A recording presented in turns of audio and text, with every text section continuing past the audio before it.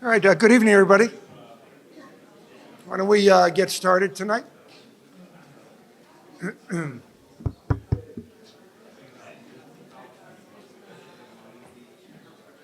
Can they hear me through this mic okay? Okay, good.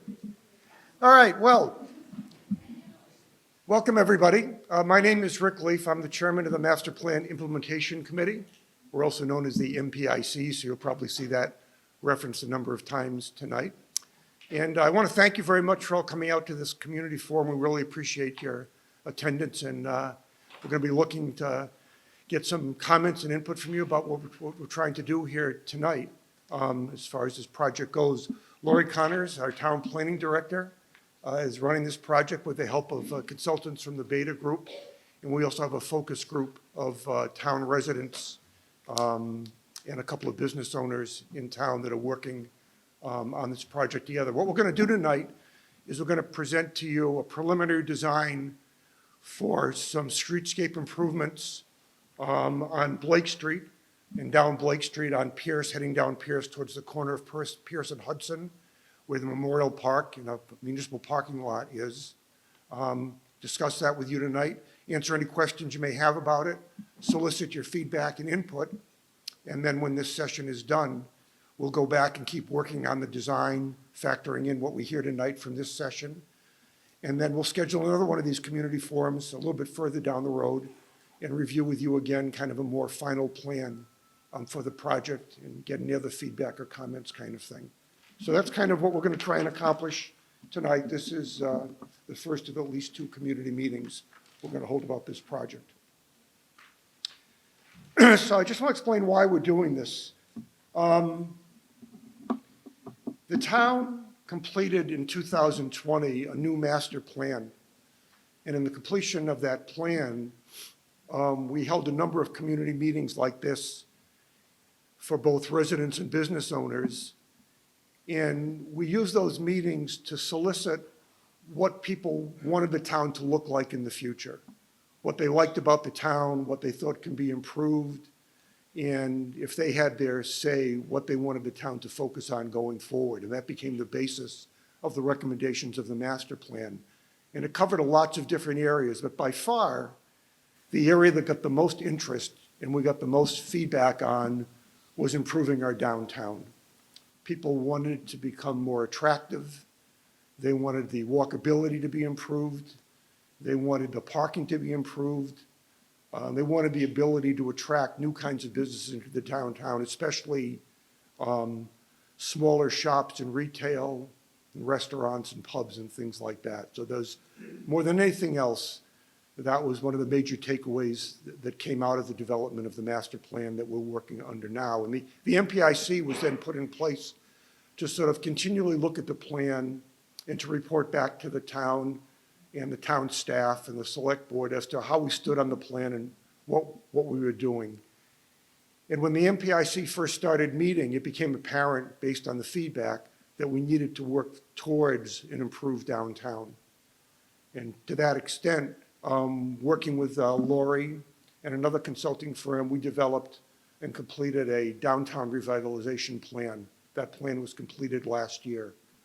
And the plan recommended lots of different things the town could do to improve the downtown. And one focus area of the plan was the area starting on the old town hall at 4 West Main Street, going down Blake, including the fire station that we're using right now that'll become vacant in a couple of years when the new fire station is built, and then turning down Pierce towards Hudson, towards that municipal parking lot in the Memorial Park. And the downtown revitalization plan indicated that was a major catalyst area, that we could do some good work in that area and really not, at least at the beginning, have to worry about what will be done down the Route 20 corridor itself. And so that spurred our committee and Lori to talk about what could we do in this Blake Street area. And basically, things we could do in Blake Street, we're going to discuss with that. We're going to discuss that with you tonight. Lori will talk about that. And then Randy from the Beta Group will come up and talk about the plan in some level of detail. And then once again, once we've completed all of that, we'll go back and work on the design again. And this was one of the major goals in the master plan, the 2020 master plan, that talked about what people wanted to see in the downtown area. Pleasing, welcoming appearance, sense of place, the community's proud gathering area for residents and visitors alike. And we view the project we're going to talk about tonight as a first step towards doing that. So that's kind of the background of why we're here and what we're doing. This is the people from the Beta Group. Randy Collins, like I mentioned, is going to be doing the presentation about the plan itself tonight. And these are other participants from Beta Group that have been working with Lori and our focus group on the project. And this is the focus group team. Basically, our DPW director, Scott Sharpenter, and Lori. You can see we have a number of residents representing different boards and committees in town. And we have a couple of people representing some of the businesses in town, Lori Carbonell and Josephine Wren. So we have a good mix of different kinds of people on the focus group. And we've been working together, working on this. Lori and the consultants have been working on an ongoing basis on the plan. And once a month, the focus group has been meeting with the consultants and Lori to review where we stand. And having said that, I will now turn the meeting over to Lori, and she'll get started on the plan itself. So welcome, Lori Connors, our planning director. Thank you, Rick.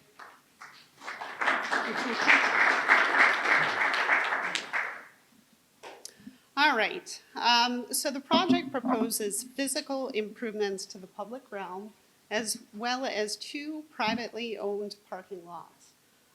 So more specifically, the project scope includes the Blake Street right-of-way, the Pocket Park at the intersection of Route 20 and Blake Street, the municipal parking lot that's associated with 4 West Main Street, the 2 privately owned parking lots associated with the Fatouche restaurant and the doggy den grooming. Lori, excuse me, is that Sure. mic on? Can you? Is it on? Maybe I need to talk into it more. Okay, sorry.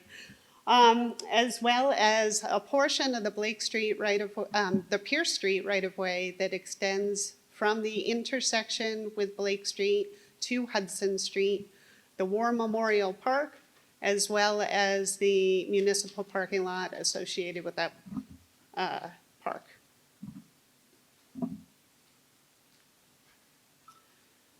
So you can't talk about Blake Street without talking about the railroad. So the railroad came to Northborough in 1853, transforming the center through the construction of a passenger depot, freight station, and engine house. Businesses, especially those dealing with bulk products and grain, set up shop along Blake Street, including a button factory, the C. Brigham and Company store, and a creamery. The freight house, which is still located at 14 Blake Street, so that's now the Dottie's Doggy Daycare, stored goods for shipment via the railroad. Later it became home to the creamery, to Northborough Lumber, which occupied the space, and next to it was the creamery. So although most of the original buildings still stand, the old commercial and industrial uses gave way to a variety of other uses, which mostly includes apartments, retail service uses such as Sawyer's Bolodrome, Fatouche restaurant, and Dottie's Doggy Daycare, to name a few. So the next several slides show you the existing conditions as they are on the ground today. So this is a picture of Blake Street as you are looking at it from the intersection with Route 20.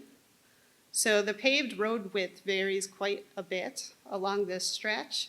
At its narrowest point, it's about 22 feet in width, and at its widest point, it is 50 feet in width, where it accommodates on-street perpendicular parking.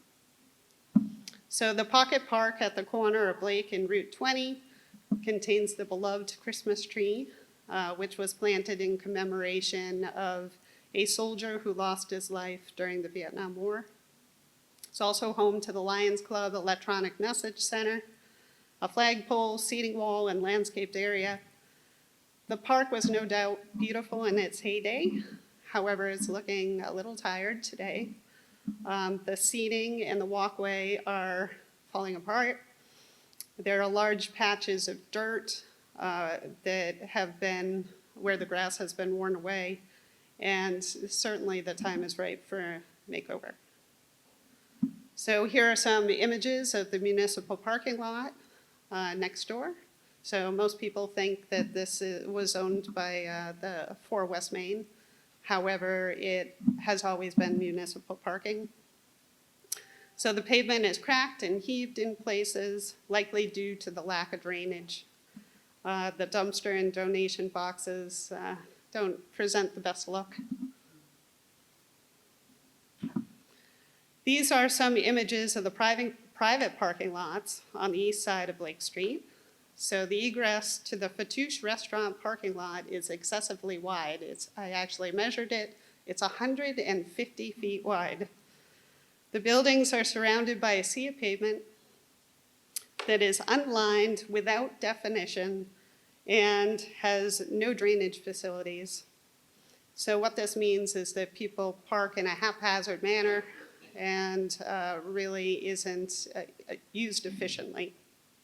There are no walkways that link the buildings to parking, and so certainly we could see some improvements there.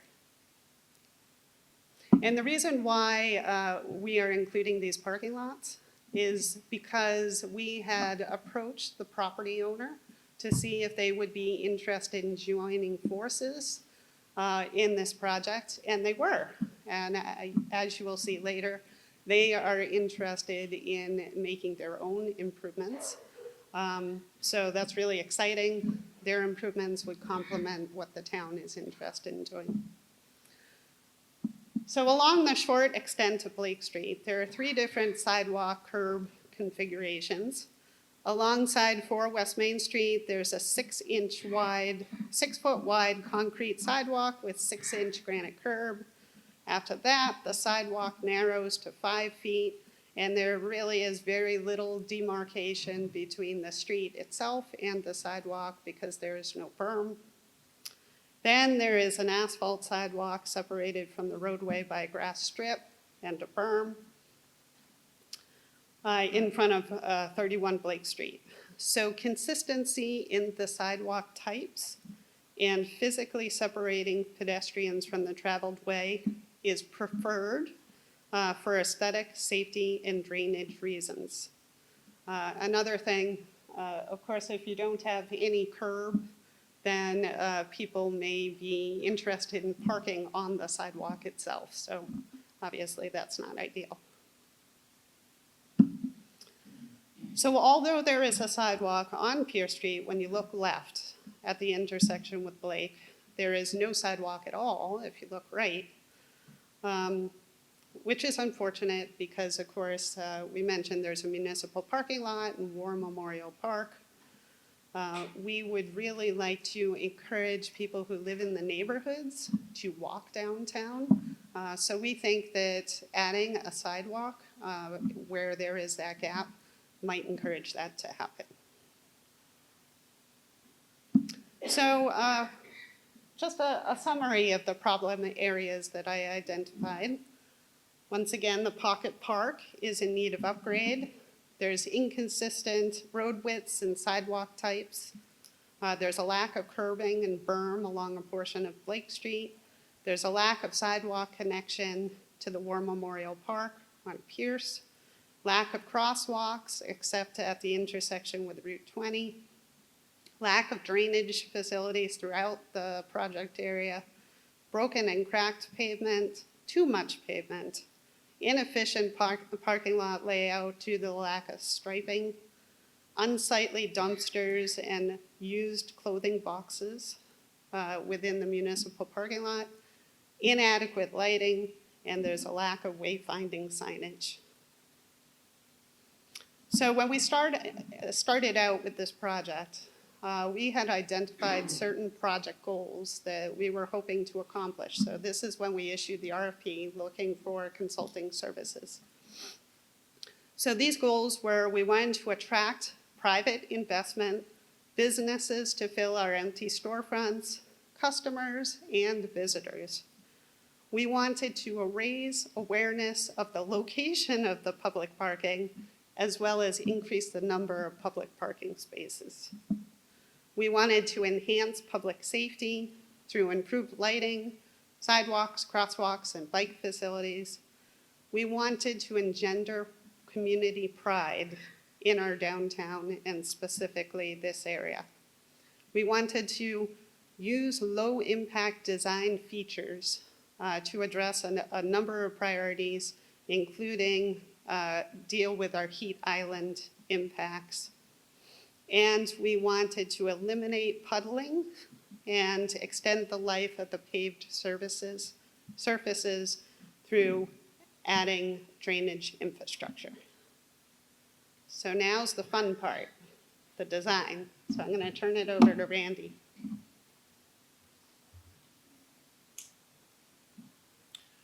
Thank you, Laurie. Again, my name is Randy Collins. I'm Vice President with Beta Group. I head up the Landscape Architectural Division, and on this project, I'm the project manager.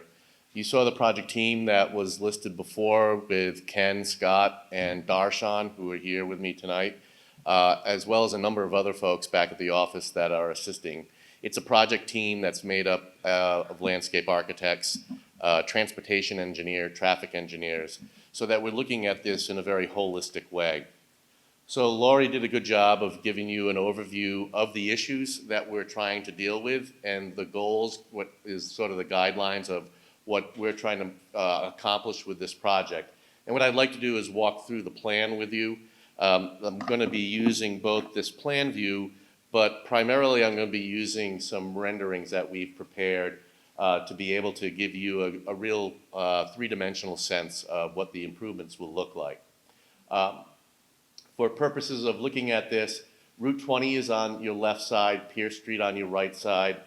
Is it all right if I walk up and will you still pick me up if I speak rather loudly? No? So Oh, okay, very good. Excellent. So I'm just going to give you a brief overview and then I'm going to go into some details. So Route 20, Pierce, here's Blake, here's the 1014 Pierce Street. Laurie had mentioned that they've made some improvements or are suggesting some improvements and are coordinating their efforts with this project. We've sort of screened them out, but you can see in here those improvements are there, and I'm going to touch on those in just a second. The War Memorial and the associated municipal parking lot. So I think the biggest change in Blake Street that's being proposed is the sidewalk area that is going to be proposed on both sides. So on the west side and the east side of Blake Street, there is a sidewalk that goes from Route 20 all the way up to Pierce Street. And in this area right here, that's that really wide open space that allows you to get from Blake Street into the municipal parking lot or to 10 and 14 Blake Street. And we're proposing to close that down so that we're able to provide a continuous, easily walkable area on either side of Blake Street. So if you're on the west side, you've got the area at Route 20. We're connecting in. Here is 4 Main Street. Here's the pocket park that Laurie was talking about. And so what we're doing in proposing some enhancements there, and I'm going to go into these enhancements in a little more detail once I bring up the perspective renderings. But you can see we're proposing the sidewalk, the angled parking, and access points along this section with some tree plantings that would help enhance the streetscape. Continuing on this segment of Blake as a quick overview, we're looking at the sidewalk on both sides, as I mentioned. The sidewalk on this side with a brick band that picks up on the brick that's used within the pocket park area, whether it's the seating area or the flagpole area. And then the sidewalk on the east side, which allows for an area where we're proposing ornamental lights, and you can see we're also proposing some street trees between Blake Street and the municipal parking lot. We're also introducing some areas of green infrastructure for dealing with stormwater. So some bio-retention swales, stormwater can get in and infiltrate, and they also have the benefit of being able to be planted with some perennials to help enhance the bioswale itself, but the area in general. Moving out into Pierce Street, Lori had mentioned that you got a sidewalk going in this direction, but we really don't have good connectivity from the Blake Pierce intersection through Pierce, heading in this direction to the Memorial Park and the municipal lot there. So this proposes to have a sidewalk on Pierce Street. We would be introducing a crossing that needs to be coordinated with the railroad at that location. And then that sidewalk brings you to the municipal parking lot and the memorial area where we're introducing a sidewalk, some benches, and some additional plantings. What would it look like? So at the bottom of the screen is Route 20. So here's the flagpole. So for purposes of orienting yourself, the flagpole that's shown on this rendering is at the location of where the flagpole is today. What we're looking at, as I mentioned, is keeping the angled parking in this location. This evergreen is the existing tree, the evergreen that Laurie had mentioned, that's dedicated to the Vietnam vet. And we've designed a sitting area with a pergola, and I'm going to show you a graphic of that as well. One of the things that I wanted to point out in this slide is that access in, we're maintaining connection both for vehicles as well as for pedestrians out to the Route 20. We're planting at the frontage of the Pocket Park along Route 20, a nice area of planting. A lot of that is meant to both enhance the Pocket Park, this area of town, and also make sure people aren't cutting across the grass, and that we have them use the sidewalk area so that we don't get those wear patterns in the grass that happen when you have people cutting across lawn areas to sort of shortcut, standing here and wanting to go there, and instead of doing this or this, they do this. One of the elements of the design, and we're going to have some images even for you to react to towards the end of the presentation, one of the elements of the design within the Pocket Park and on the side of 4 Main Street is a seat wall area. So right now you have sort of a stone retaining wall, or seat wall I should say, that's kind of falling down. We're proposing to have a more substantial seat wall here within the area of the sitting area of the Pocket Park there, and even on this side of Blake Street. And then we're introducing some street trees and the brick banding that I mentioned. So this is a view a little further down, closer to a pedestrian eye perspective. You can see the seat wall that I was mentioning there. There's a fence that we have running along the back side of the Pocket Park, protecting folks from wandering into the railroad corridor. I'm going to get into the pergola and seating area here in just a second, but I wanted to give you sort of a lower perspective view into this area. So walking a little further down Blake Street, looking back at the Pocket Park, you can see the pergola, sort of a shade structure. There's the tree, the evergreen, there's the flag. Some of these trees are proposed trees, some of them are existing trees back in this location. The plan envisions, as I had mentioned, some ornamental lights, but other amenities besides the ornamental lights and the sort of the stone benches, if you will. It includes bike racks as well as trash receptacles, and we're going to look at those in a little bit. We're going to have an exercise for you to give us some input on what you like for choices on those materials. But again, you can see the sidewalk area, all new. Here's that seat wall, sidewalk, crosswalk in this area. So there's the sidewalk that's coming up on the Pocket Park side of Blake Street from Route 20, and you'll have a continuous walkway, be it on a sidewalk or within a crosswalk on the east side of Blake Street. So this is a view as if you were sitting within that pergola structure looking back at Blake Street. So This is a massing of the building of 4. You can start to get a sense of the ornamental lights that are being proposed, having the ability to have banners, the seat wall that I had mentioned, some of the plantings and raised beds, that seat wall again, and additionally some other types of seating as well, and then some plantings that are along the east side of Blake Street along the municipal parking lot. This is a view as if you were up in 4 Main Street looking down Blake Street, and you can see that continuous sidewalk area that runs along the east side of Blake Street. So different than what it is today. Really gives definition of the roadway corridor, the pedestrian zone, versus the area of the parking lot. I think you'll see this in another slide, but here's that area of the bioretention swale. Again, some ornamental lights, the existing utility poles, the sidewalk on the west side with the brick band, and I'm going to touch on that a little more in just a second. This is looking back in the opposite direction, so on the left-hand side of the image is 1014 Blake. One of the things I wanted to point out to you is that in making this sidewalk on the east side, on the municipal parking lot side happen, we really had to work with the property lines and stay within the right-of-way. And to be able to get a sidewalk width that meets ADA requirements, and also get on-street parking on the east side of Blake Street, and the sidewalk on the west side of Blake Street, and the sidewalk on the west side of Blake Street, we really had to pay close attention to the utility poles. So I'm gonna zip back to this one.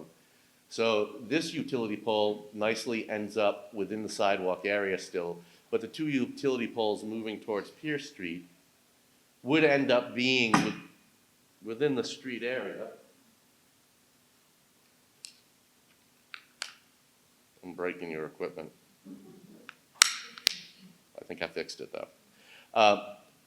So what we're doing is introducing sort of a little bit of a neck down, if you will, for where the sidewalk area comes out, encompasses the utility pole, and protects the utility pole from cars and traffic, while still maintaining on-street parking. So here's a view. You can see the proposed on-street parking on the left side of Blake Street. The other thing I should point out is that we're going to maintain the one-way in off of Route 20, and up to this point, it would be one-way into Blake Street, and then when we get into this zone, we would go back to the 2-way traffic, similar to the way the traffic is arranged today.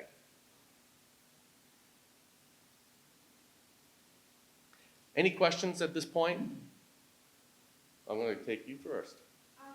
So for one of the things that I was thinking with park and stuff is if we're trying to make it a place for people to like come and gather, is there an opportunity for there to be, for example, like local artists or history or like sculptures or something or history about the town for people to learn or like sit and find information or like read something while they're there? Yeah, so one of the things that could happen at that location would be an interpretive panel. Laurie showed you some of the photographs of the older buildings that used to be there and their previous uses and how they were tied to sort of the industrial past of this location. So it could be a really cool idea to have an interpretive panel that gives a sense of the history of that location. The grass areas that are associated with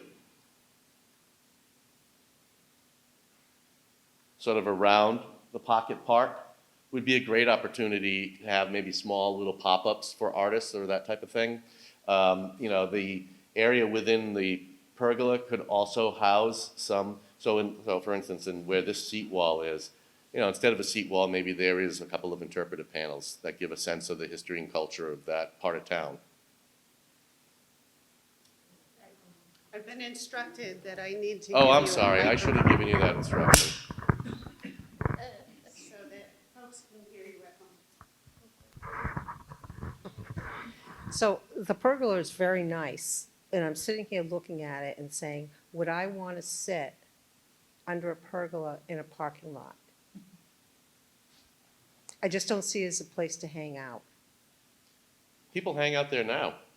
They do, okay. Yeah, yeah. Every middle schooler hangs out there.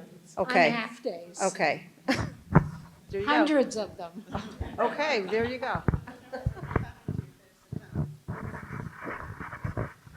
Were you able to consider going underground with the utilities? We did consider that. And I think there's basically two reasons why we're sort of shying away from that. The first is the cost. I mean, just for a couple of utility poles, it could be upwards of $1 million. And that's just to put the undergrounding of the wires and what's on the poles. Then you have the additional cost of making the connections into the property owners, which is in addition to that number. The other reason why is that we're working on grants and moving this project forward so we could go into construction. And when you start dealing with utility companies, anything to do with moving quickly doesn't really happen. So this project would probably go into a relatively long delay while we're coordinating with it with the utility companies. Part of that coordination is paying them to design a conceptual design of what the system should look like. And so that would take, I'm not even going to characterize it, but it would take a while to do that.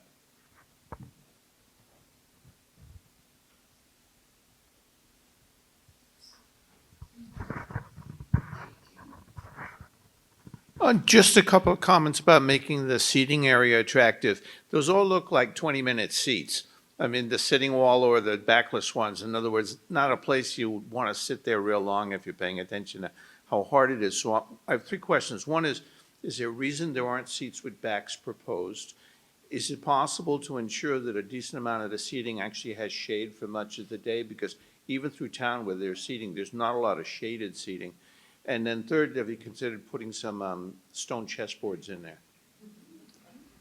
So at this, I'm going to take the last one and go to your first question. So at this stage, something like chessboards or other amenities like that are really things that are sort of details that we would get into at a later stage and would definitely come out of a meeting like this. So if there are other types of amenities like that, having those kind of comments to inform moving the design forward would be great.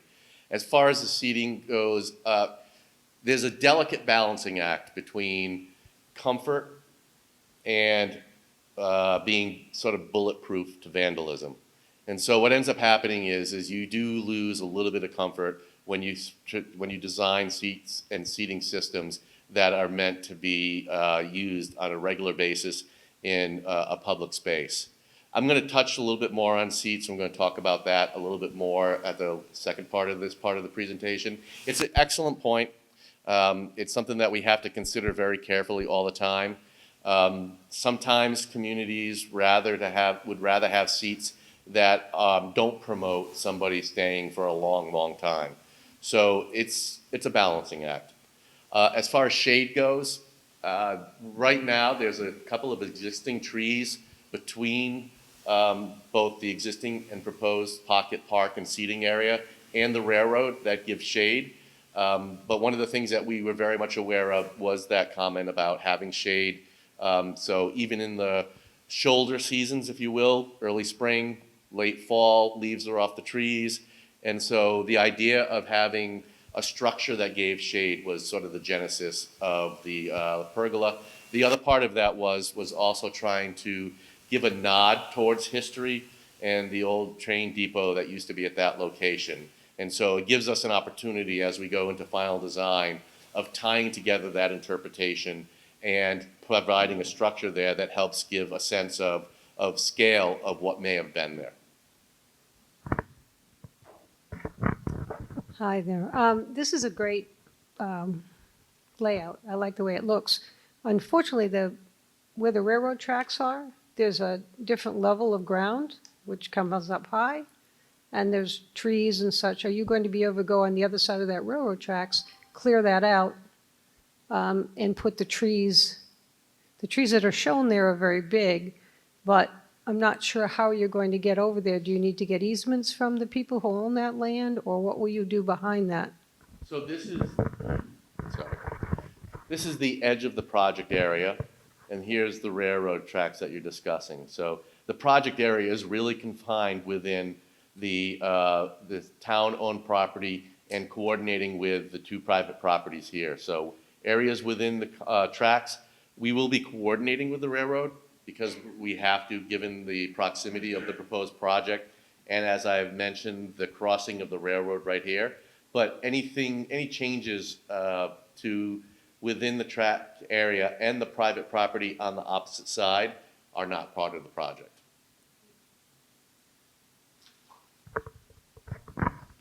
Just a quick thought. Would it make more sense to enlarge the park and get rid of the 7 angled spaces? This is a part of town that seems to be used a lot throughout the year for many events, more than, in my opinion, any of the other parks. So I'm just wondering, like, would that be better as green space than adding 7 spaces? Are the 7 spaces really, that critical? So I think if you reflect back on some of the goals that Laurie talked about in looking at trying to attract businesses into a downtown, whether we like it or not, parking is an issue that gets considered. And so, again, that becomes one of those delicate balancing acts and looking at that. It's a great comment. We sort of went back and forth on what kind of impacts we wanted to have to parking as part of this project. It was definitely something that was considered. I think, we're here to hear your comments and would love to hear from other people about that. But certainly paying attention to minimizing the loss of parking is something that I think is important to pay attention to.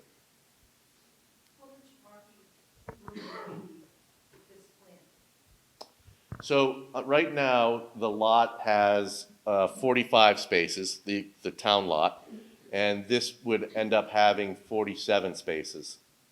And then we get 10 spaces within the memorial parking lot.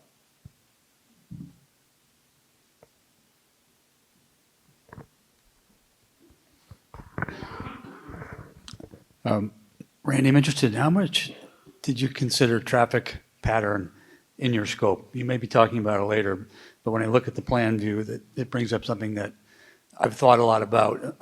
There's a tremendous amount of congestion on Route 20, but on the good side, there's a tremendous amount of people driving by that could pull in and encourage the economic development side of your goal. But you can only go one way, and then people need a way to get out.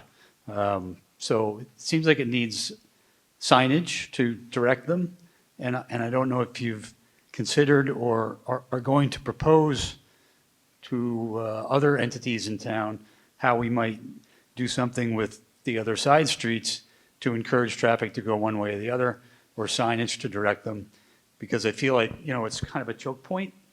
You can't come in from the west. You could only turn right from the east.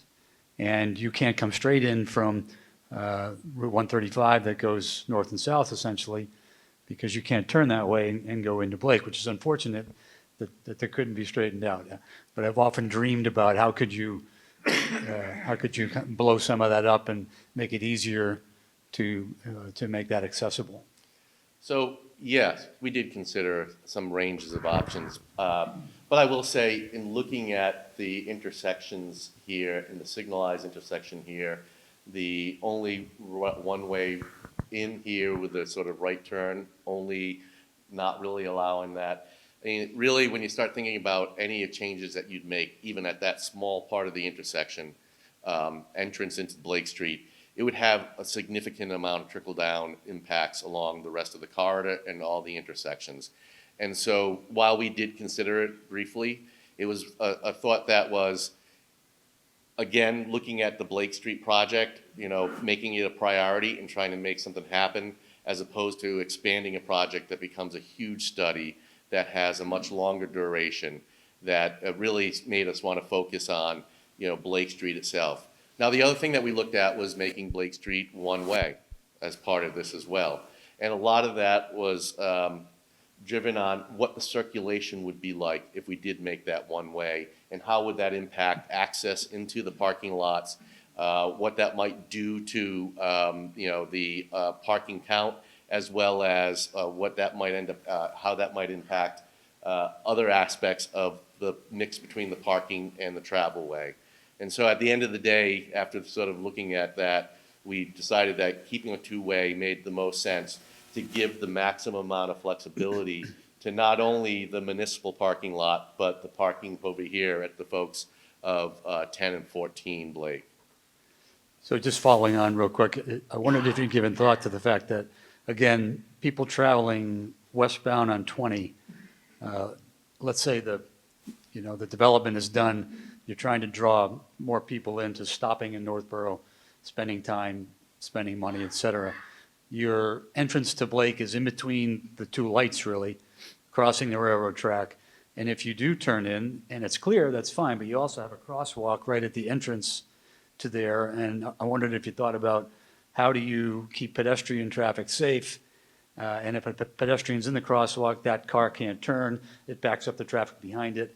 And there's not a solution except perhaps some flashing lights or some warnings and so on. I just wondered how much it had been thought about. Well, we have to think about it, but at the end of the day, I mean, you have the continuation of, as you sort of point out, the continuation of the sidewalk along Route 20, and you need to get pedestrians safely across that intersection. There's a lot of constraints right there that, really, the Route 20 corridor through here was relatively recently redone. So there's been a lot of thought process that's already gone into this. And so I think one of the things that you had mentioned was signage and looking at signage. So what happens when you come in off of Route 20 into Blake, and how do you want to get back out? To a certain degree, I think a long-term goal, long-term being in the best case scenario, 5 years, more maybe realistic scenario, 10 to 15, is how the roadway not redevelops, but how the sides, the businesses along the roadway redevelop. And then what you'd want somebody to do is to come and find a parking space here and then get out there and walk and be able to stay, as a pedestrian and utilize this space with the improved connectivity the sidewalks provide and the sort of central location of this parking lot to this immediate area of the commercial district of Route 20 in Northborough. And then that starts to alleviate a lot of this getting in your car, driving a little bit, and that circulation pattern that you're sort of alluding to starts to get a little bit better. And that's certainly a goal of this project.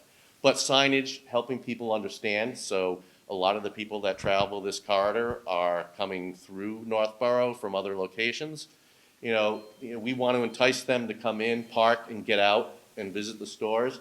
But I think it's just as important to let them know how to get out and be able to circulate back into the traffic. And so signage is definitely a part of the project. So forgive me for hogging the mic, but one last thing on the connectivity you just mentioned. The CVS store in Northborough is, one of the most used places in town. And people are pulling in from Route 20 going westbound. People are coming in eastbound through the side entrance, and then they're exiting. There's a drive-through pharmacy and so on. But you can't connect into Blake Street. I guess you can walk it, but I wondered if you were considering either coordinating so that there was either an enhanced walkway or that you could actually pull in to Blake Street from the CVS parking lot. If you hadn't done it yourself yet and sort of pulled in there, people are pulling in and around that constantly. Over in here, you mean? Right down, the CVS is right to the edge of your project boundary. There's access in between the buildings. There's a For- little driveway between the buildings. Can you drive? It's illegal to go from CVS backwards to Blake. In fact, the police are often there. Well, maybe it doesn't need to be a traffic ways, but if, a more enhanced connection of walking, at least, because it's such a heavily used part of town, and it's right on the boundary of your project area. It's almost like you want to encourage, they're going to go to CVS anyway, but can they easily get to Blake Street for other economic needs? Right here you're talking about. Oh, yeah, I'm sorry, I misunderstood the map. You're correct, above 4 West Main is the CVS. Right over here. Yes. So the other thing to point out is this is a town parcel. I'll call it for now the old fire station. Right here is a 10-foot wide easement that goes from Blake Street to the town property here, which then leads you to this area and the river in the back. So, you know, part of what we're looking at is that broader area of connectivity as well. That's something that existed, which is really kind of cool to be able to have that connection. So when you start thinking about what happens to the fire station, how are we connected to Blake Street as a result? You start thinking about the commons down here. You know, there's a lot of connectivity that we're trying to make sure that this can be a little bit of a hub for. Thank you. Or some hands over here.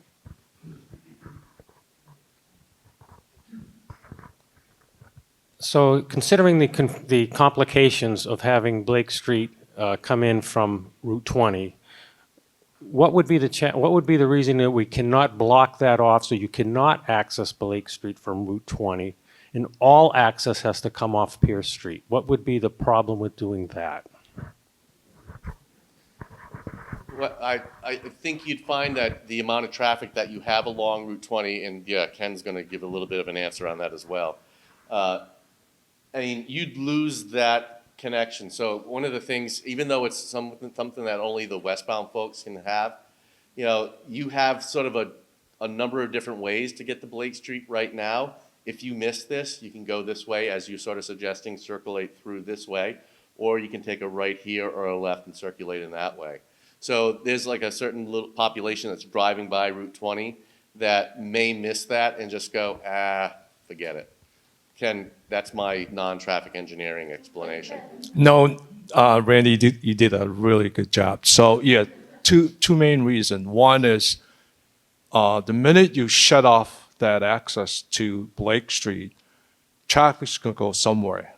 And they'll be going to the two signal that we discussed. So those intersections is going to carry the load of traffic, especially in the future if we were to enhance and develop that corridor on Blake Street. There's going to be more car, which those intersection has to, it would be a burden for those intersection.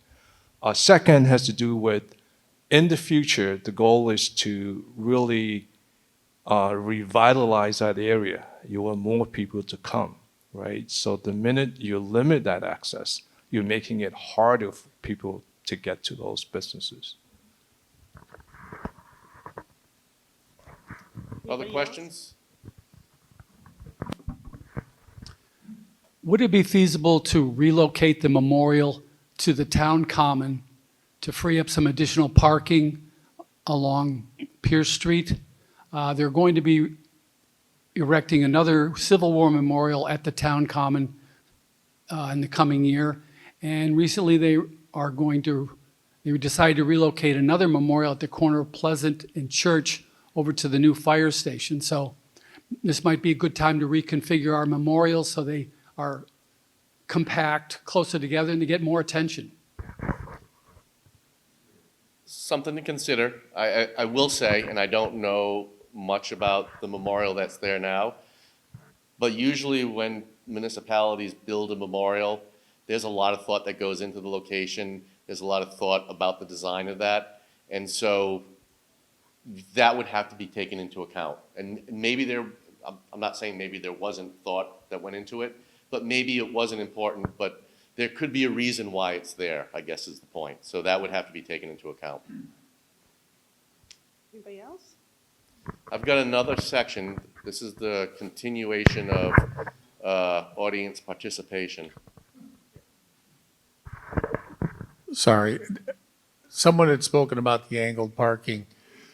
I think if we enlarge the parking lot there, expand it to the left or to the right, and eliminate the angled parking, but not lose spaces, it becomes more of a squared off park. So what you're saying is, as opposed to having parking here, maybe you take this parking and move it over here, but you cut this off a little bit. Exactly. So it's the same kind of square footage, different configuration, and I think two things happen. One thing is if you're on the parking space on the far, I guess that would be south. If I'm backing out and someone's pulling in and someone's crossing the street, someone's going to get hurt. Because you're backing out really onto the sidewalk at that point if you're in the first space. And you're also backing out when someone's going to try to turn right real quick so they can get in there. it eliminates all of that, and then that sidewalk is really nice without having to walk around the cars. The sidewalk can just go straight all the way to Pierce, and we don't lose a spot. It's just kind of reconfiguring it is all. Yeah, and we did consider that to a certain degree. If you see this line here Yep. of the parking lot and this line of Blake, they're coming to a point right here. Understand? So we wouldn't, by taking off this area, we would not be able to replicate all those spaces in that location. Okay, there's a magic trick where you can. If you park on the right, instead of just coming in and having it, instead of double loaded, you can, I'll just say it can be done, all right? Spatially, you can't get all the spaces. You can get some spaces, but you can't get all of them. Okay. If I send you a sketch, then you guys can maybe look at it. How about that? And yeah, we'll take a look at it. Okay, thanks. Anybody else?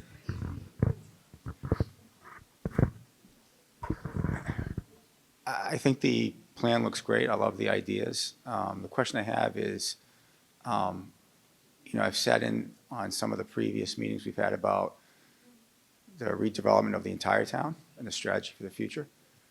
So I just question how this plays into it. And is there flexibility in terms of this plan for future plans and future development? There's always flexibility. So one element, an example of that would be, as part of a sort of redevelopment atmosphere that is sweeping through the town, and there just isn't enough square footage of building space along Route 20, would it be possible to look at doing some sort of building at that location? Sure. I mean, I think downtown's always evolved.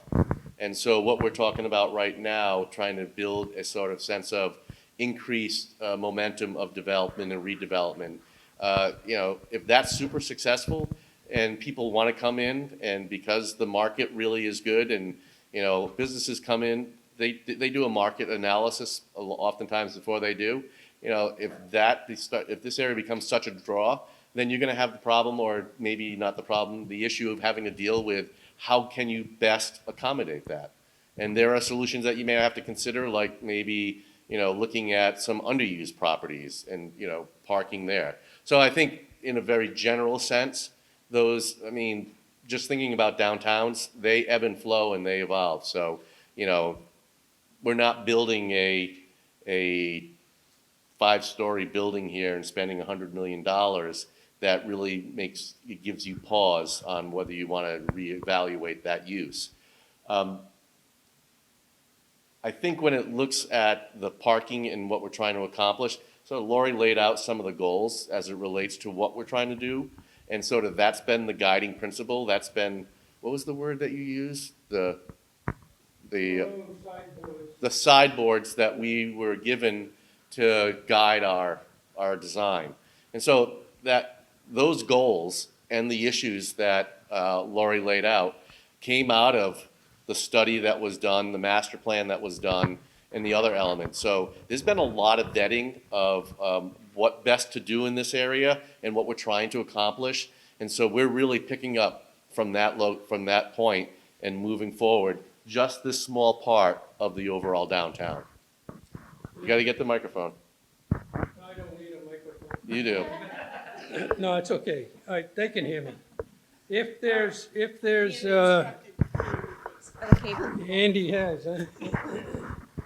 It would have helped early on just to know, just to give you, for design purposes, preliminary, just say 50 parking spaces, And that would have made it a hell of a lot easier on you rather than go around in circles now and try to see, how you're going to redesign and refigure and do everything else, If you want 50 spaces, then that's it. There's only so many you can put in here. You can make it all a nice natural area park downtown. You can make it all parking area. But have some sideboards. You're going to have access from both ends to get emergency vehicles and everything else in there. You can't just shut off on Route 20. So there's some basic stuff to go on. And for God's sake, we're running around in circles on parking again here. Just pick a number, because you're not gonna get 100 spaces. You're not gonna get 75 unless you want to turn the whole thing into parking.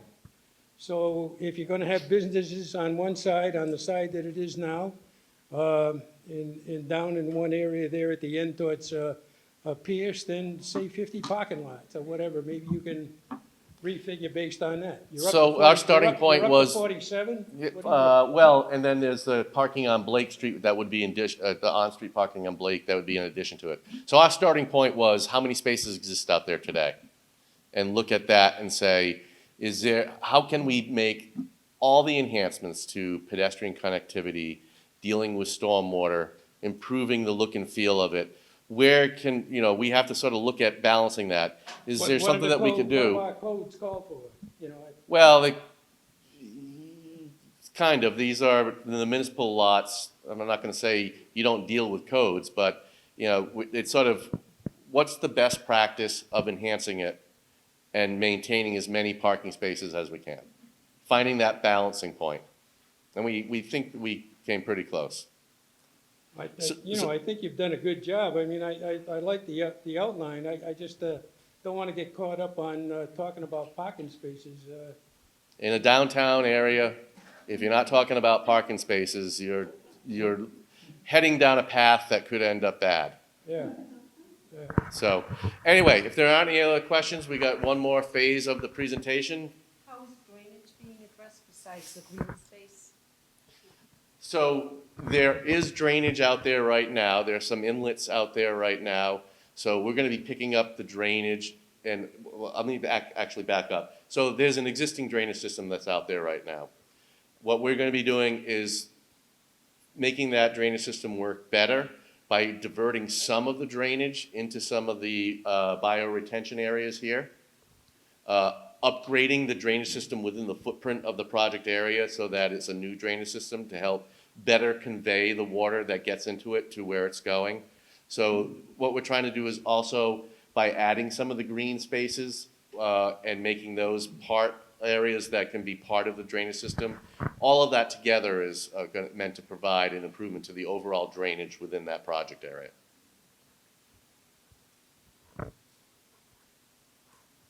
Anybody else?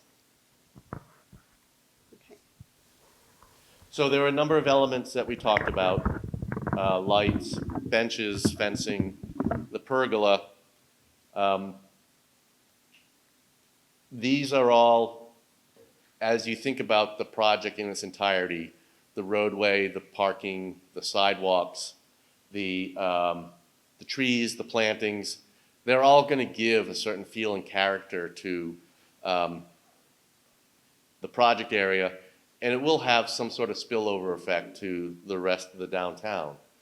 So what we wanted to do is, in looking at these elements, is really try to get some sort of input on, here's the bioretention. I knew there was another slide, but I never got to this. So this is the bioretention area that I mentioned.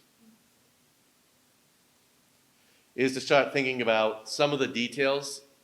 So at this stage of the game, we're not paying attention to sort of the refinement of the details, but we also understand that the refinement of the details really can make a project and make a project really be something that is something compatible with the vision and character of your community. And so when you start talking about those kinds of things, it's important to us to try to get some sort of input and guidance as it relates to that. So I've got a number of slides that deal with some of the amenities and give you some ideas about what can be done, and then sort of poll you on the preferences that this group has.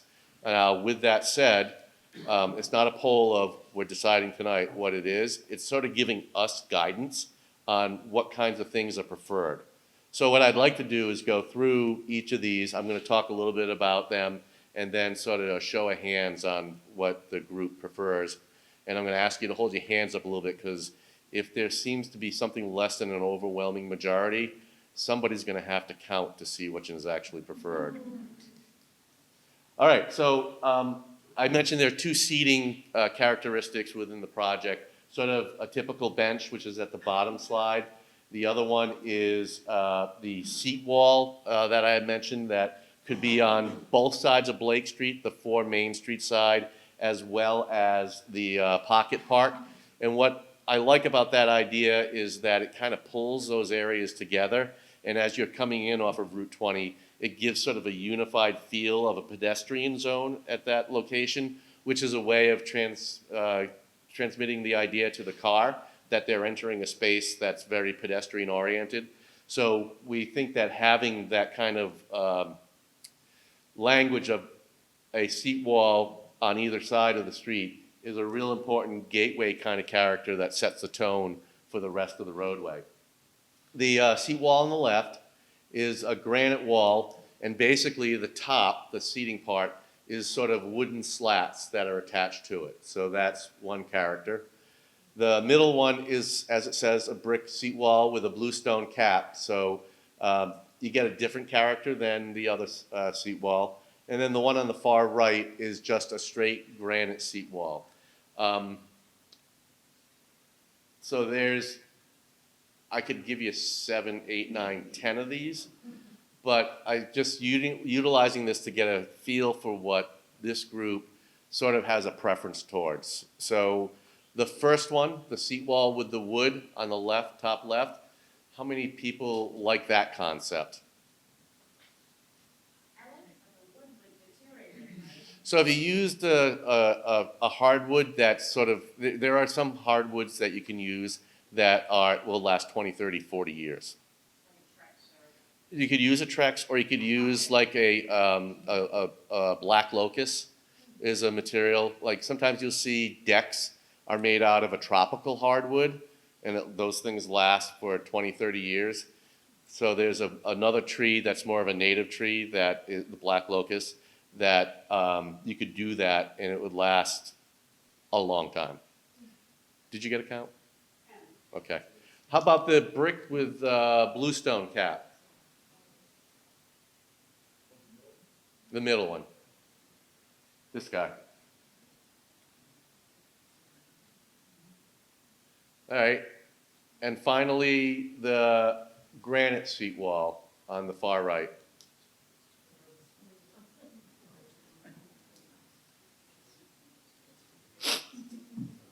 Excellent, thank you. So on the bottom is a more traditional bench, and I'm going to ask you sort of 2 questions on this. The one question is going to be sort of the preference of the character, and the other is going to be going back to the bench with back comment, and I'm sorry, I forget who brought that up. That gentleman right there. Okay, so this is strictly on character, not on the materials. Well, I guess materials play into it, but not on the bench with back or not back. This is strictly on character. The bench on the left, the character, how that looks and feel. A raise of hands for people who prefer that one. Okay. And the middle one. Well, I can see where this is going. All right. The one on the far right, who prefers that?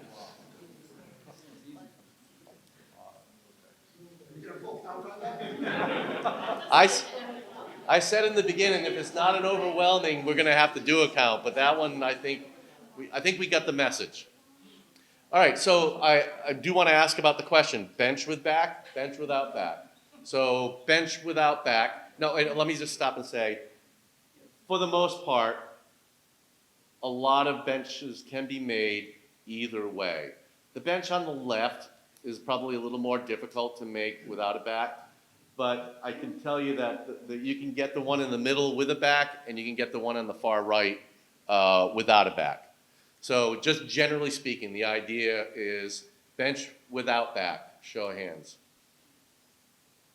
You guys are really wanting to relax, aren't you? And a bench with a back. All right, well, I think we got the message there. Bike racks. We want this, if you're thinking about it, and I didn't really mention except for mentioning the fact that it was an amenity showing up in the renderings. You know, we're really hoping to make pedestrian improvements and bicycle improvements as part of this project. And so it's important to be able to provide a place where people feel comfortable and it's easy for bikes to be able to be stored and locked up so they can go and walk around the downtown. There is a node that we had designed to provide a space. So just strictly on a character of bike rack, how many prefer the bike rack on the left? You're just doing that because you felt bad. How many prefer the bike rack in the middle? All right, we're gonna have to count that one.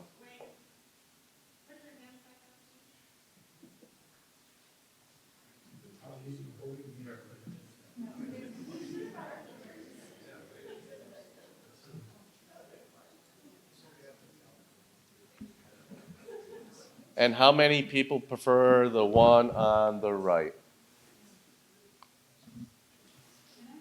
Ask for another category. You've seen the ones that they're very arty looking, they're sculptural, they look like a bicycle, or something, they have character to them. All right, I'm gonna ask it this way. And I can't promise this will happen, but it's just sort of giving a different spin on all this. Did you like what I did there with spin? I just accidentally did that. How many would like to have, say, the high school students have a design a bike rack contest that would help inform what the bike rack could look like? Come on, everybody, raise your hands. What's that? No, let them do it. It's a fun thing to do. And part of the reason why I thought about that is, I think someone mentioned, when someone said, oh, nobody wants to sit there, and then someone else mentioned, oh yeah, the kids sit there all the time. We've definitely seen that they love sitting there. So one of the things that you could do, and the reason why I brought it up is, give them a sense of ownership of the space. You know, get their input, make them feel like they're a part of the design, and maybe they'll look out for the area as opposed to maybe, yes. Sure. Yes, you should. It's heading in your direction, I think. Oh, no, there, it's right there.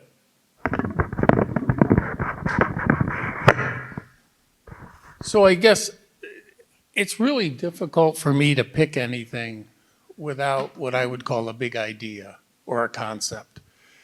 If we're trying to make this historical, then picking a contemporary bike rack on the right is awful. But if we're trying to make it progressive, then the bike rack on the right is awesome. So I think we really need, and I don't know if anybody's made this decision or call, we're talking about paying homage to the train station, we're talking about picking up some of the history of Northborough. If that's the design intent, then all these supplemental pieces should really reflect that more than, oh, I like the blue one, I like the green one, let the kids pick the yellow one.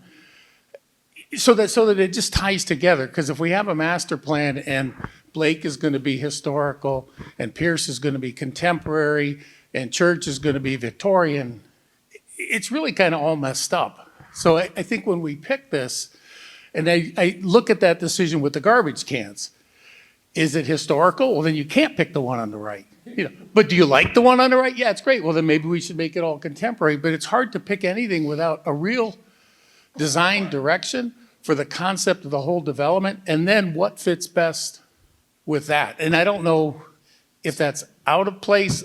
No, I think it's a good observation, and this is how I would respond to that, and it gives you a little insight to why we are doing this, is that those amenities in their entirety in this location are not going to have a huge impact on that character. What will have a huge impact on that character will be what happens with the buildings that surround the space and how they get redeveloped. And so my sense is we're not going to see a big push towards trying to get the facades back to exactly the way they were, because it probably doesn't make sense to the modern use or the modern character of what the uses are going to be for those spaces as compared to what they were in that time frame. So really, this is meant to be a test of what is that small element of the contribution of these features to the character of the park to point us in a direction. Because the bike rack, the bench, the lights, wait a minute, I'm gonna take the lights out of that for a second. The bike rack, the bench, the trash receptacles, and the seat wall, that visual contribution is not gonna be something that's gonna swing a feeling of this area from a contemporary feel to a historic feel. This is meant to try to provide a little bit of character that seems to fit with the space and the community's identity as a whole. I should have said that, I guess, in the beginning. No, I think Dario's point is right on. You need an idea that controls the entire design. And these details feed into that being convincing. So I guess what I didn't explain well enough was the redevelopment of the buildings are going to have a far greater impact on that element. And so if we said, let's make all this colonial, and this owner decides to do something that's more modern, and this owner over here decides to do something that's colonial, and this owner over here decides to do something that's brutalist in this character, what contribution is, and I'm not trying to say it's not important, believe me, I'm not trying to say it's not important, I'm just trying to delve it into the sense of reality of what it really means, you know? Well, so, and I'll go back to that. We have 4 West Main, which is probably our most historical building in town, with the exception of White Cliffs. We have the railroad, which is why the town is there. When it had intersected Route 20, that's how Northborough got here. That was our train station, that was the heart, that was the beginning of this community. And that context kind of begs a little bit of historical, and you guys are even doing it, saying, hey, we're gonna have this pergola that'll reflect the old train station, which I think is awesome. And that's not going anywhere. I mean, that's gonna be there forever as far as CSX is concerned. And what's nice about that, it's not Amtrak. I think that train goes like 9 miles an hour, so it'd be hard to get hit by it, because it's a couple times a day. And if we put the pergola there, why not celebrate that history? Why not tie into the crossing when the train comes by twice? The little lights start to blink and we say, hey, this is really cool. This is our town. This is how we started. And then this stuff, it just ties into it. And can you replace the trash receptacles later? Sure. But if you do historic and that guy shows up, it's going to look like we got it at a rummage sale because, they must have got these on sale because it's not historical. Well, so with that, if it is historical, we tie into it. And I can also say, if you meet the people on the DRC, I'm looking at one of them over there, they won't let brutalism go in here. They'll make it contextual. I think you understand my point that I was making. Yeah, they won't do that. They'll say, hey, this is our motto and this is what we want to do, whatever that is. This is taking a temperature of the general character. You got it. Yeah. So I sort of put an exception on the lights. And again, it's not a direct correlation, but we did look at some of the historic photographs and tried to come up with a light that might be close to that. The light on the left is probably closest to it. I can tell you that we could probably get a light closer if we spent a lot of time. Again, this was just trying to get taking the temperature of the group on style. So the light on the left is one that is reminiscent of one of the lights that we saw in some old photographs. The one in the center is a little bit more modern. The one on the far right, the crook neck, is something that you would, in a very general way, you oftentimes saw that kind of character around railroad stations, just generally speaking. So, any preference, or I should say, what are your preferences? The one on the left,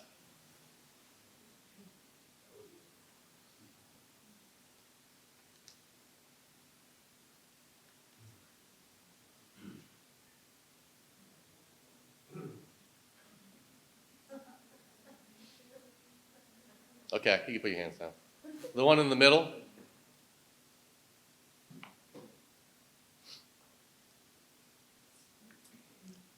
And the one on the far right.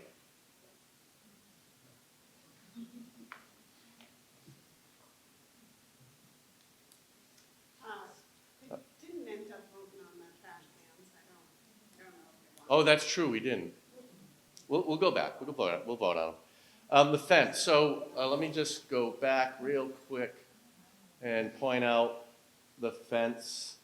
So there's 2 locations, and they don't have to match, but I'm just gonna take it as a whole. So you can see the pocket park, the seating area, pergola, the flagpole. There's a fence along this area right here. We're showing it as like a rail fence, but it's this right there. And then if I go back further, oh, there it was. Right in there.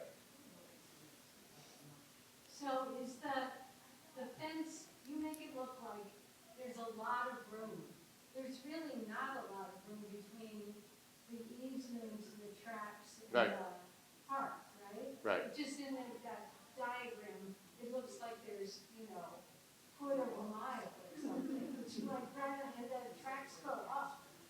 Yeah, no, there's not a lot of room. The other location for a fence is right here. So between Memorial Park, municipal parking, some proposed trees, there's a fence right there as well. So I'm gonna go back to that rendering. I mean, you can see that it's right up at the back side, and there's still space on the other side of the fence before you even get to the train tracks. So how big is their easement? It varies. I don't know off the top of my head. I'm going the wrong way. So so this line we have shown accurately. The other top side of the easement is somewhere along here. And then somewhere about here, it juts out and comes to there. So it's generally along there. So the width of the easement area is wider than the sidewalk to where that fence is proposed, generally speaking.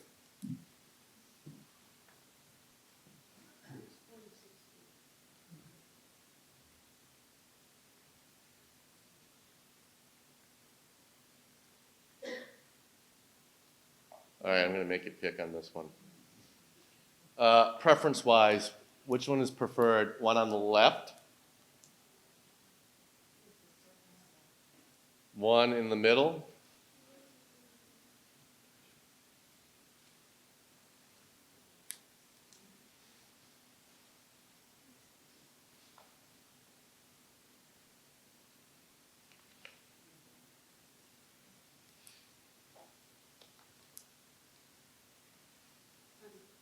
One on the far right.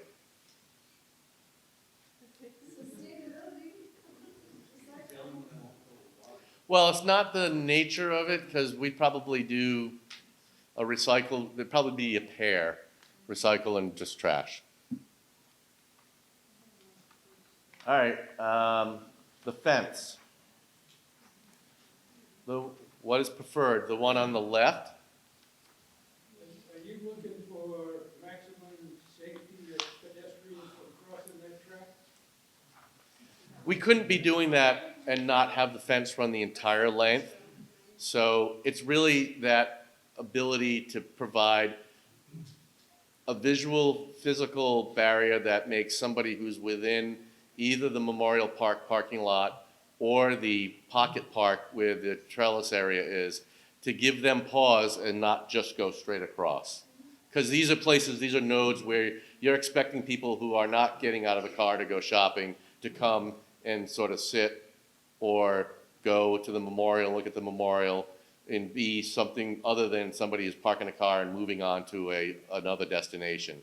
So they're really there just to give sort of a cue that you should pause before you continue on across the tracks. You might, Randy, you might, in the know what Apple Fest, at any time we have an event, I mean, there's a lot of people that go back and forth across that track, and even up through the house lot side of it, through the driveways and everything. So from a liability standpoint and stuff, the rail fence would look nice. The metal fence here, the high fence would be more of a protective and safety barrier for the more. But I don't know, it depends on what you want, what the objective is. So we're not trying to create sort of an impenetrable barrier between the project area and the rail track. Because again, if we were doing that, we'd be putting a fence along the entire length of the project area where it's adjacent to the tracks. I think to Dario's point, all these things should come together. You got three different types of fences, you got three different types of lights, and three different types of bike racks. So the next time we get together, I'm going to tell you how it came together, and you may agree or disagree, and we'll have a conversation about that. But like I said, we're just point us in a general direction. You can also look at safety, maintenance. Those are two very big things, especially in that area. The rail fence could be dangerous. You could cross countries, go back and forth all the time. No offense. They still have it now. That rail fence is going to be a toy as opposed to a safe.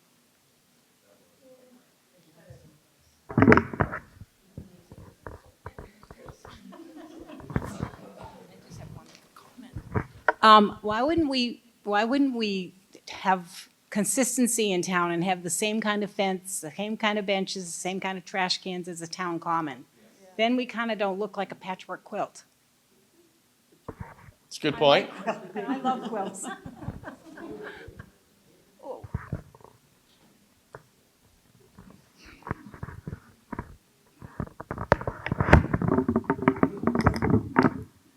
I'm not going to force you to vote, but if you had a preference, let me know what you think about the one on the left.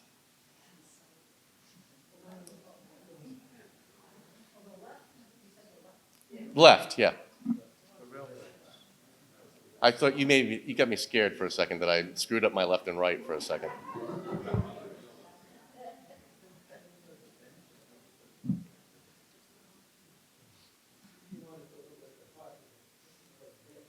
All right, how about the one in the middle?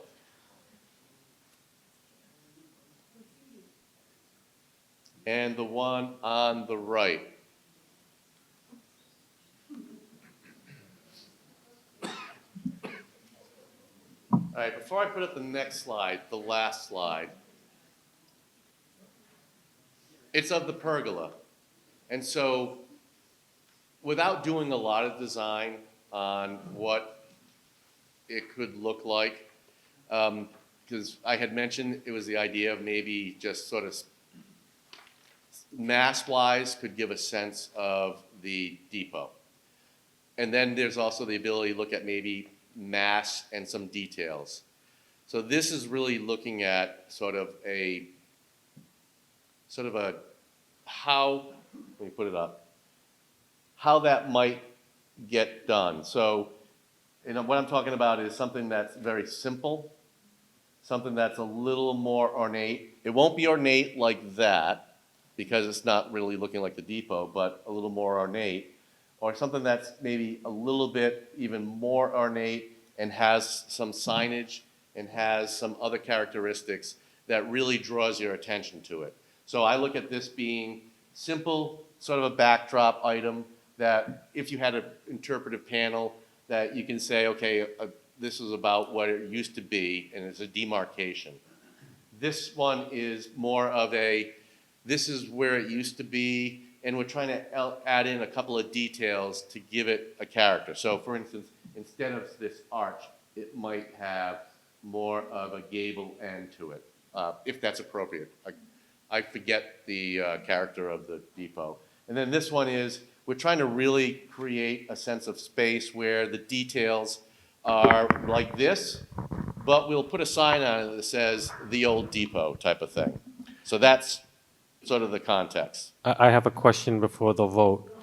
Why a pergola? Why can't it be something that actually has a roof on it that would provide shade? Cost, maintenance, long-term maintenance, those types of things. You just think about, these things are all probably metal or composite materials, so that we're trying to keep the cost down and the maintenance down on them, as opposed to really putting and you may have seen things where you have very simple posts that support a roof structure, and the roof structure is really a really good rendition of what the depot looked like. So this is taking a step back from that level of interpretation, say. But if we found the money? I don't think, I'll go over the money in a little bit, so when you see how much this is gonna cost. but still, if, like somebody said in town, I think it would be a great idea to try to put something there that's a little more reminiscent, that really feels like the old depot, because I don't disagree what you were saying about why Northborough is here. Uh-oh, what did I do? Sorry. Why Northborough is here and how significant that could be to really giving a sense of culture and history for the community. If someone said, I'm gonna come up with, I'm making up a number, I don't know it's gonna cost this much. It's not gonna cost a lot more than this. It's probably not gonna cost a lot less than this just to do a roof structure, $125,000 or so. If someone were to do that, I'm sure the town would think long and hard about doing that. They'd have to think about the maintenance of it, but that would go into it. Anyway, we still got a little more to cover, so this is the last vote that I'm gonna ask you to do. Your participation is greatly appreciated. So, the preference for the one on the left. This is like a less than a simplified interpretation where we actually take and put in some details that match up. That swung you, huh? No, that's great. The one in the middle, which is like a very simple, it's really maybe just looking at the mass and trying to be defining a space. And the one on the far right, which is sort of building on the one on the left, but adding in some signage and really giving it a more obvious identity. Yeah, I mean, we're not watching that carefully.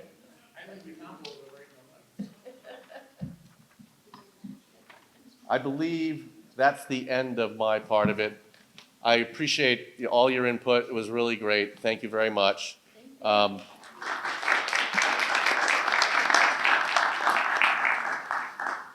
as I said, everything that we're taking copious notes. We got you all on recording. This is going to definitely influence the direction of the design details. Thank you.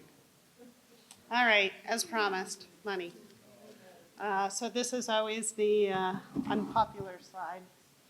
So this is an expensive project. We have $250,000 that the select board provided to the design of this project. So that's already money in hand. Construction is estimated at this point to be in the neighborhood of 1.9 million. We anticipate construction oversight would be 10% of the construction cost, so that's about $190,000. So the total dollar figure for this project estimated is 2.3 million and change. Potential funding sources. There are 2 grants that I've identified that I will be submitting this spring. Complete Streets Construction Grant, as well as the MVP Action Grant. I'm also looking at a Commonwealth Places Grant. Not quite sure if I'm gonna apply for that one or not. And then town appropriation. So I have already submitted a warrant article asking for $1,850,000. I want to be conservative because the Complete Streets grant is a non-competitive grant, which means that the town is eligible for up to $500,000 in construction funding. This is a Complete Streets project. We would not be competing with other communities for this money, so I feel pretty good that we can get $250,000 in Complete Streets funding. The MVP Action Grant, I feel good about it. They fund downtown streetscape improvements in the past, and however, it depends on how many applications they get, how this application would stack against others. So I don't necessarily feel confident that we'd be able to get that money. So in other words, I want to ask for that full amount of the 1.8 million. If we are successful in getting grants, then that would just be taken off the top. So that would be money that would go back into the general fund if we don't use it. So project timeline. So what we're looking at this spring is advancing the design. So taking all the feedback that you provided with us tonight, modifying the design, going into the details. We are going to hold another community outreach workshop possibly in April, May timeframe. We will attempt to secure municipal funding at town meeting in April. And then I just mentioned those two grants. So in the summer, there is a permit that we would need to secure from the Conservation Commission. It's a land disturbance permit. So we will seek that permit, finalize the design, and present the design plans and construction cost estimate to the select board at a meeting, probably likely in the August-September timeframe. Fall, finalize the bid documents. We want to procure, the goal is to procure the construction contractor in January. That's when you usually get the best pricing. And that takes a couple of months, so we hope to have somebody under contract by March at the very latest, and then start construction in April. Anticipate that major construction would wrap up in December of '26. That's it. So if you have any follow-up comments, so if you think about what you've heard tonight and you have more to say, I left my business cards on the table.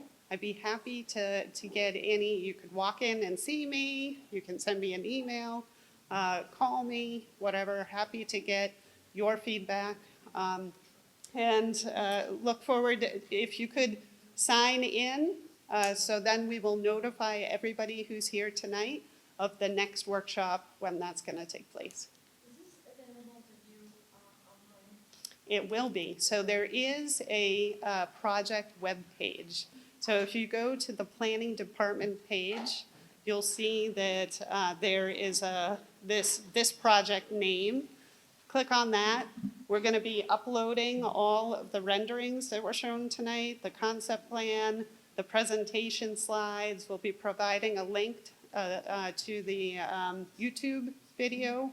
And then there's also the meeting minutes of the focus group.